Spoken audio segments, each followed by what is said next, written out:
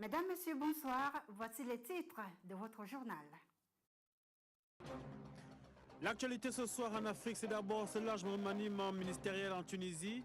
Habib Essid, le Premier ministre tunisien critiqué depuis plusieurs mois, s'emploie à redonner de la vigueur à l'action de son gouvernement.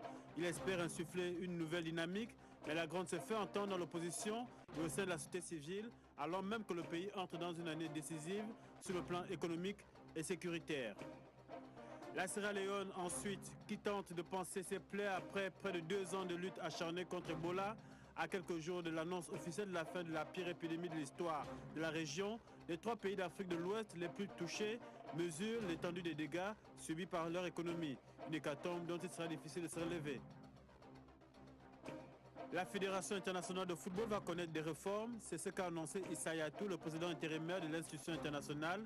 Ces réformes vont-elles aboutir? Pourront-elles modifier le visage de la FIFA, plongée dans une succession de scandales? En attendant l'élection du 26 février prochain, le monde du football se met à rêver d'une nouvelle FIFA. Bienvenue à cette édition d'information, mesdames, messieurs, et merci de nous rejoindre. Plus que quelques heures avant la clôture du processus de dépôt des dossiers, les candidats à la présidentielle béninoise du 28 février prochain ont jusqu'à minuit ce 12 janvier pour déposer et faire valider leur candidature. Le point avec Blanche Bidga. À l'heure actuelle, la Commission électorale nationale autonome, organe chargé de cette élection présidentielle au Bénin, a annoncé avoir déjà validé 16 dossiers de candidature. Parmi les potentiels successeurs du président Boni Yayi se trouvent des candidats malheureux à la précédente élection présidentielle, mais également de nouvelles figures de l'arène politique béninoise.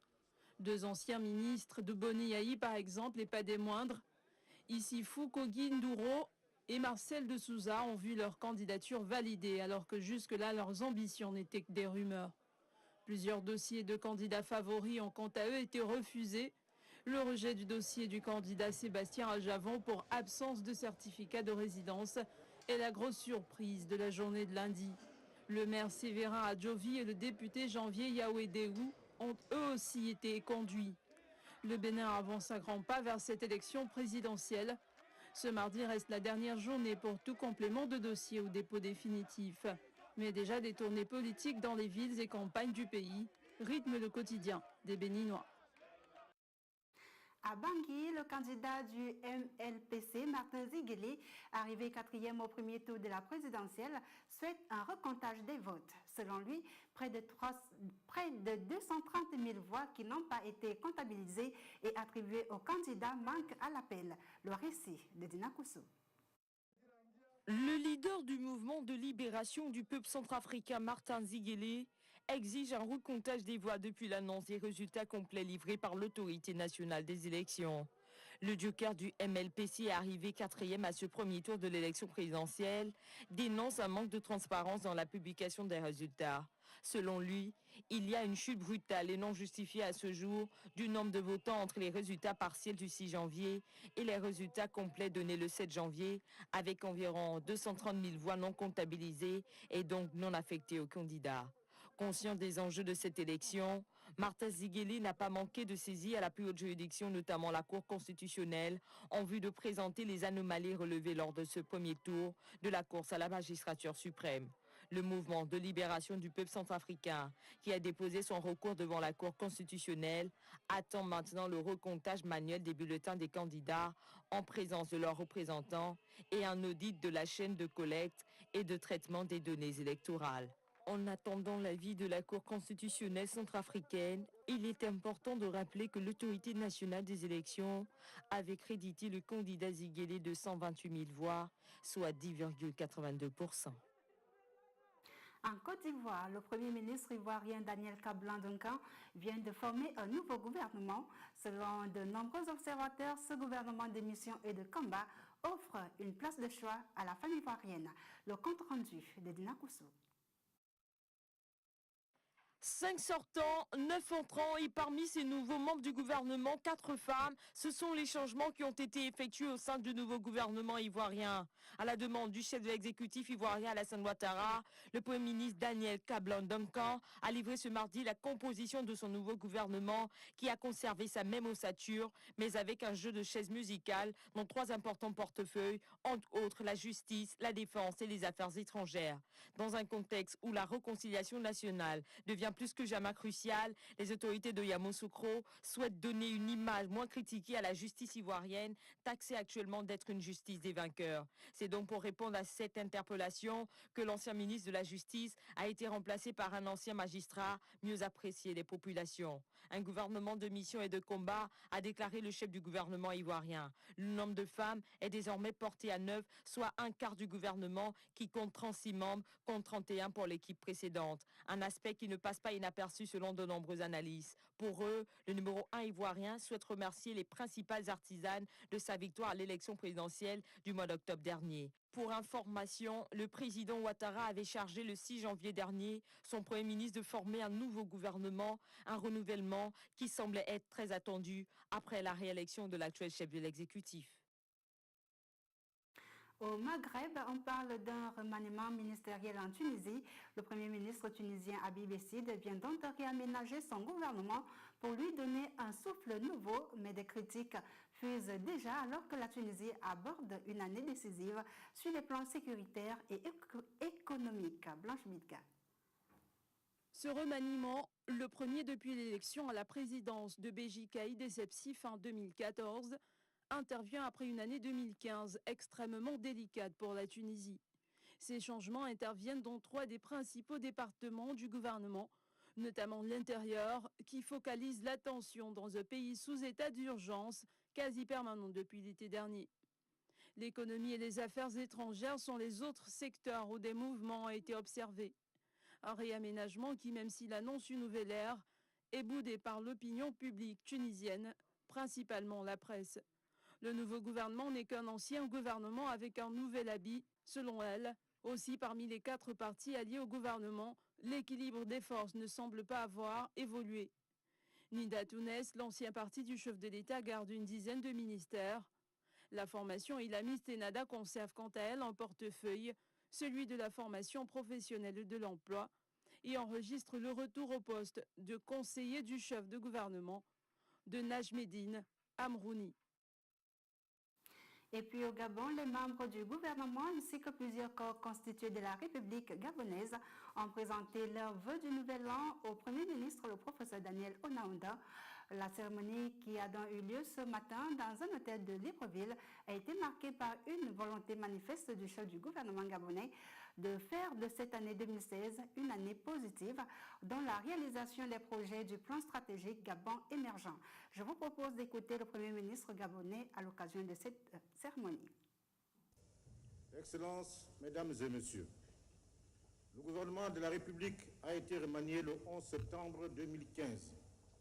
Je voudrais saisir l'occasion qui m'est offerte pour féliciter les ministres qui font désormais partie de l'équipe gouvernementale. Une équipe plus élargie, telle que voulue et décidée par le président de la République, chef de l'État, son Excellence Ali Bongo Ndiba, et visant à plus d'efficacité.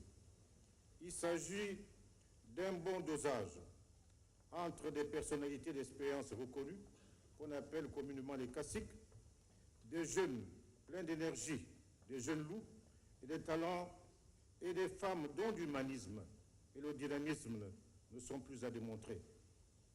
Je voudrais également saisir cette opportunité pour dire l'honneur et le plaisir qui sont les miens d'être à la tête de ce gouvernement, à un tournant de la vie politique de notre pays, pour conduire, sous l'aile tutélaire du président de la République, les réformes de son projet de société. Je voudrais enfin noter que l'année 2015 a été éprouvante pour plusieurs d'entre nous qui avons perdu des êtres chers.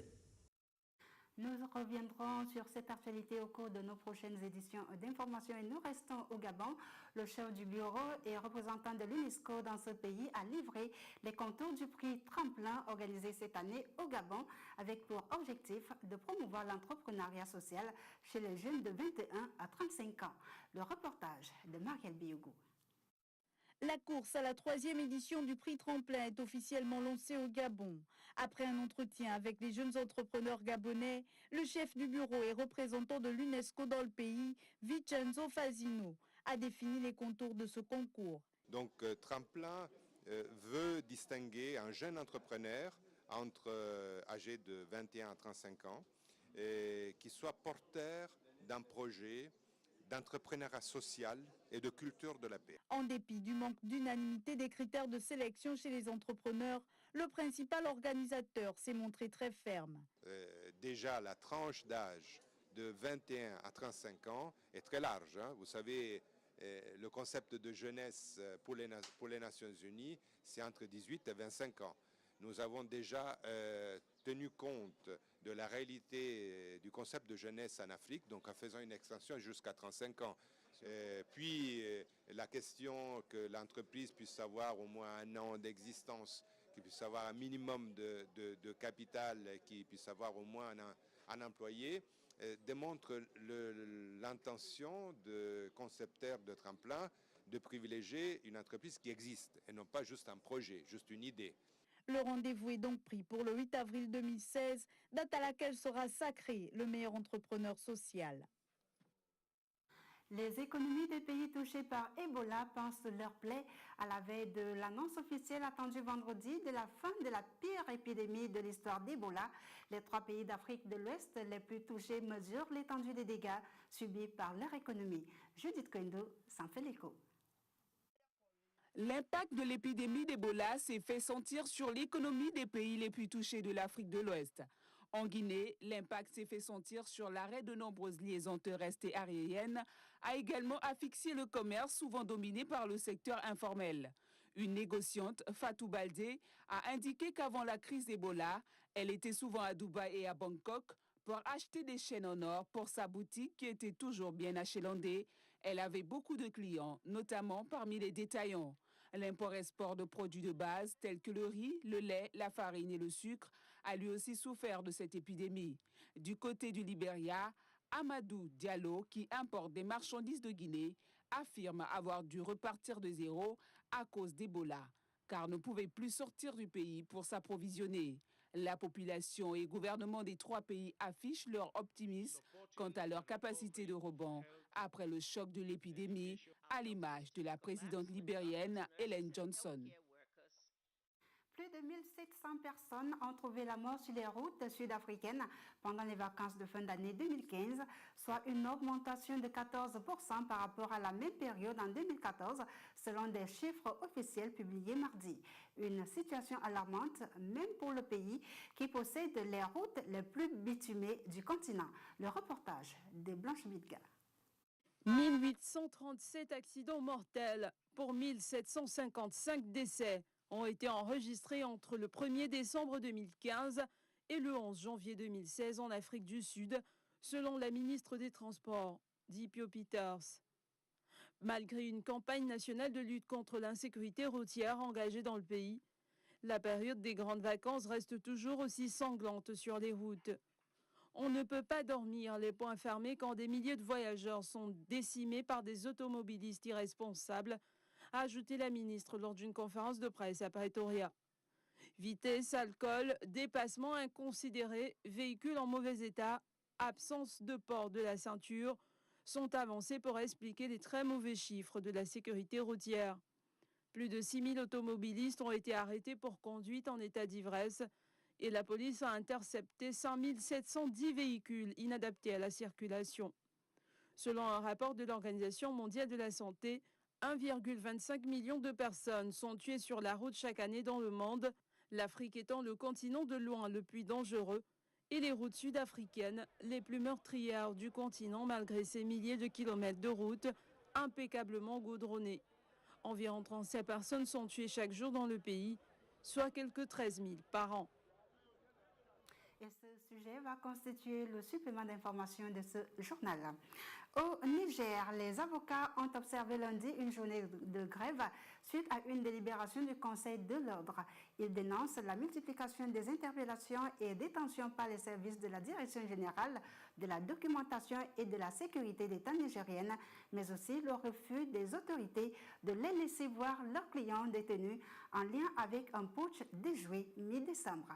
Abdulaziz Maïga pour les détails.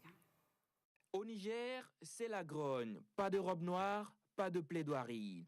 Face aux détentions extrajudiciaires observées depuis l'affaire du coup d'État déjoué, le barreau a déposé les robes ce lundi et a décidé de porter plainte contre les auteurs de ces violations de la loi. Ces avocats s'insurgent contre les intrusions inadmissibles de la Direction générale de la sécurité extérieure dans la sphère de compétence du pouvoir judiciaire. Qui plus est, la DGDSE refuse et dénie aux avocats le droit d'assister leurs clients en violation de l'article 5 du règlement numéro 05/CM/IOMOA qui stipule que les avocats assistent leurs clients dès leur interpellation, durant l'enquête préliminaire, dans les locaux de la police, de la gendarmerie ou devant le parquet. Nous avons essayé au niveau du barreau, du Conseil de l'ordre, de faire toutes les démarches possibles pour faire comprendre à qui de droit que dans un état de droit, il importe que le pouvoir judiciaire soit indépendant et que la séparation du pouvoir soit respectée. À 1 mois et demi de la présidentielle, le climat politique est tendu. C'est la 3e fois dans l'histoire que l'Ordre des avocats du Niger décide de déposer les robes et de fermer les cabinets. Selon le plan de réponse humanitaire 2016 pour la République démocratique du Congo publié lundi, le Bureau de l'ONU pour la coordination des affaires humanitaires indique que près de 9% de la population du pays a besoin d'une aide, d'une assistance humanitaire et de protection.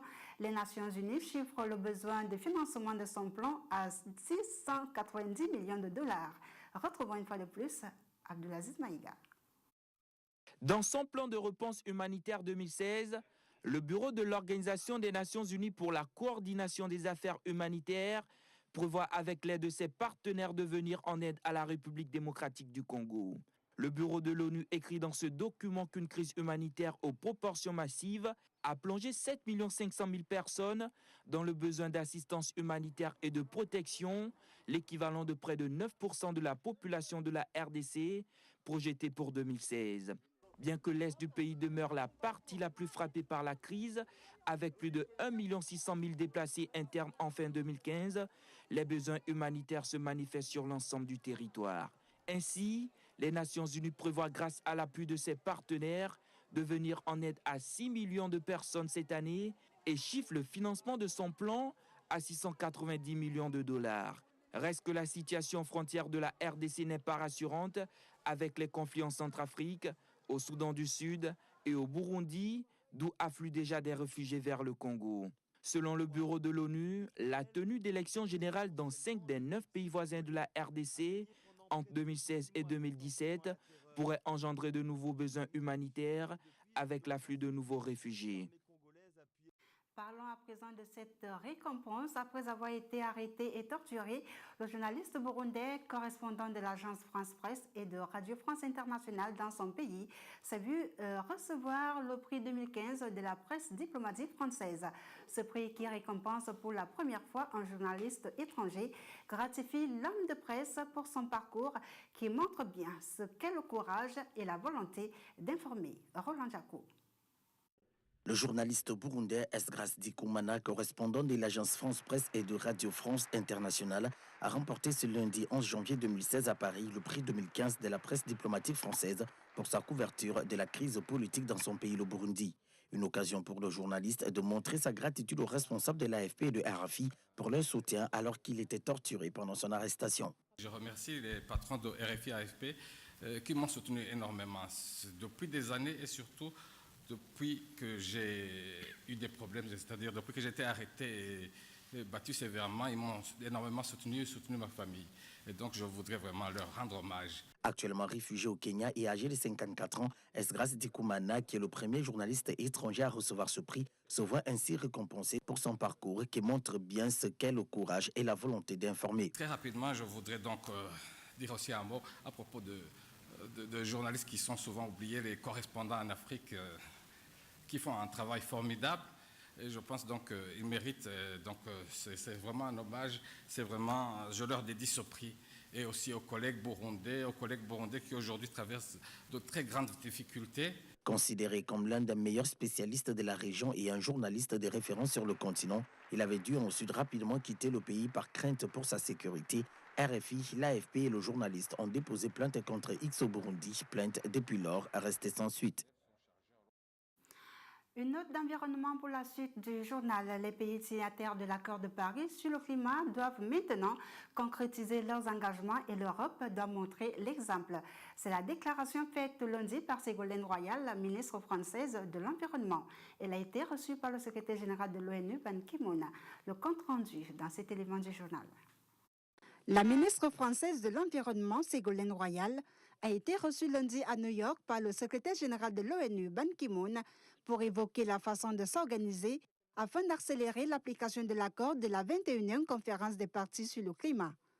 Selon Ségolène Royal, les pays signataires de l'accord de Paris doivent maintenant concrétiser leurs engagements et de façon nationale pour réduire les émissions de gaz à effet de serre responsables du réchauffement de la planète, non sans relever la volonté du président François Hollande qui souhaite que les pays soient représentés par leurs chefs d'État et de gouvernement afin de maintenir l'engagement au plus haut niveau. Des engagements attendus de pied ferme par les pays en développement en général et africains en particulier. Le secrétaire général de l'ONU, Ban Ki-moon, a par ailleurs confirmé la tenue le 22 avril prochain d'une importante réunion à l'ONU pour la signature formelle du texte mis au point à Paris. Après des années de négociations ardues, un accord a été conclu dans la capitale française le 12 décembre dernier entre 195 pays qui ambitionnent de contenir le réchauffement planétaire bien en deçà de 2 degrés Celsius par rapport à l'époque pré-industrielle. Note de sport également dans ce journal, Issa Hayatou promet des réformes à la FIFA. La Fédération internationale de football procédera à plusieurs réformes importantes et nécessaires pour son meilleur fonctionnement selon son président intérimaire Issa Hayatou. La FIFA procédera donc à l'élection de son nouveau président le 26 février 2016. Mamadou Niang. Le président par intérim de la FIFA, le Camerounais Issa Hayatou, a estimé lundi que la Fédération internationale en pleine tourmente judiciaire va avoir l'occasion d'approuver en février des réformes qui lui permettront de commencer un nouveau chapitre de son histoire. L'année 2016 est une année importante pour la FIFA et pour le football, a estimé Issa Hayatou en ouverture de la cérémonie du Ballon d'Or qui se tenait à Zurich le 11 janvier. Prochainement, les associations membres éliront le nouveau président et auront l'occasion d'approuver une série de réformes qui permettront de commencer un nouveau chapitre de l'histoire de notre organisation, a ajouté Issa Hayatou. Pour rappel, plusieurs hauts responsables de la FIFA sont sous le coup de menaces de suspension suite au scandale de corruption révélé au sein de l'instance dirigeante du football mondial. Le prochain successeur du président démissionnaire et suspendu Joseph Blatter sera connu le 26 février 2016, date fixée pour son élection. À présent, le 7 en plus de ce journal, Aziz Maïga nous a déjà rejoint sur ce plateau pour nous parler de l'augmentation du nombre de morts sur les routes sud-africaines pendant les fêtes de fin d'année 2015. Nous en parlons dans un instant.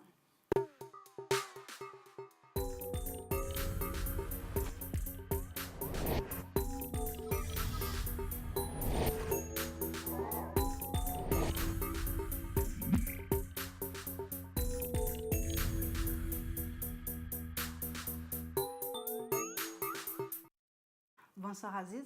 Bonsoir. Et bienvenue sur ce plateau. Alors, vous nous parlez de cette insécurité routière en Afrique du Sud, mais 1700 personnes qui ont donc trouvé la mort sur les routes sud-africaines pendant la période de fête de fin d'année 2015.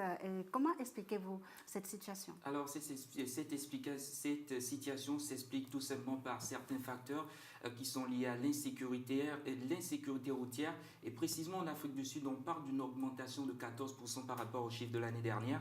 Et ces différents facteurs qui sont liés dans cette insécurité routière, on parle du conducteur, du véhicule, des conditions, des infrastructures, mais aussi de certains facteurs humains, notamment l'alcoolémie, mais aussi le choc contre un obstacle et les conditions météorologiques qui ne sont pas épargnées. Mais on parle aussi des facteurs non les moindres liés à la vitesse, la fatigue, la somnolence, le manque de vigilance, mais aussi le téléphone au volant. C'est tous ces facteurs réunis qui font en sorte que l'on enregistre une mortalité assez en hausse dans certains pays de l'Afrique et plus précisément en Afrique du Sud. Vous venez de le constater, on parle de près de 2000 personnes qui sont mortes pendant les périodes de fête. On sait que pendant les périodes de fête, il y a un petit relâchement au niveau de la sécurité parce que c'est l'euphorie de la fête et du coup, c'est toute l'Afrique qui en pâtit. Et pour vous donner quelques chiffres, selon le dernier rapport de l'OMS, 1,25 million de personnes meurent chaque année par rapport à l'insécurité routière. Et vous comprenez que le phénomène de l'insécurité routière, c'est pas seulement l'Afrique, c'est pas seulement l'Afrique du Sud, mais c'est le monde entier. Mais l'Afrique du Sud, sur le continent africain, fait quand même figure d'exemple en matière d'infrastructures routières avec ses milliers de kilomètres de routes bitumées. Est-ce qu'au regard de ces chiffres, on peut penser que finalement l'Afrique du Sud est un mauvais exemple sur le continent africain en matière de sécurité routière? Écoutez, l'insécurité demeure un phénomène à méditer en Afrique.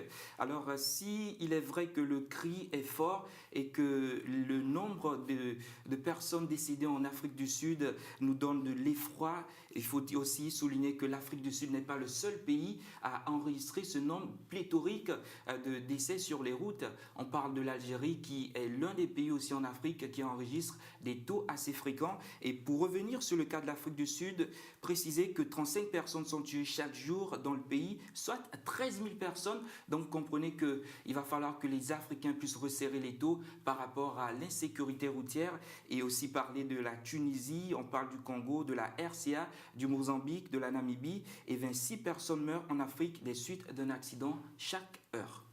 Et voilà, merci Aziz d'être passé sur ce plateau pour nous parler de ce problème d'insécurité routière en Afrique du Sud.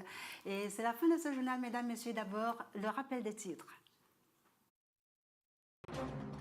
Dans ce journal, nous sommes revenus d'abord sur le remaniement ministériel en Tunisie. Habib Essid s'emploie à redonner de la vigueur à l'action de son gouvernement. Il espère insuffler une nouvelle dynamique. Ce remaniement intervient à l'entrée d'une année décisive sur le plan économique et sécuritaire pour le pays.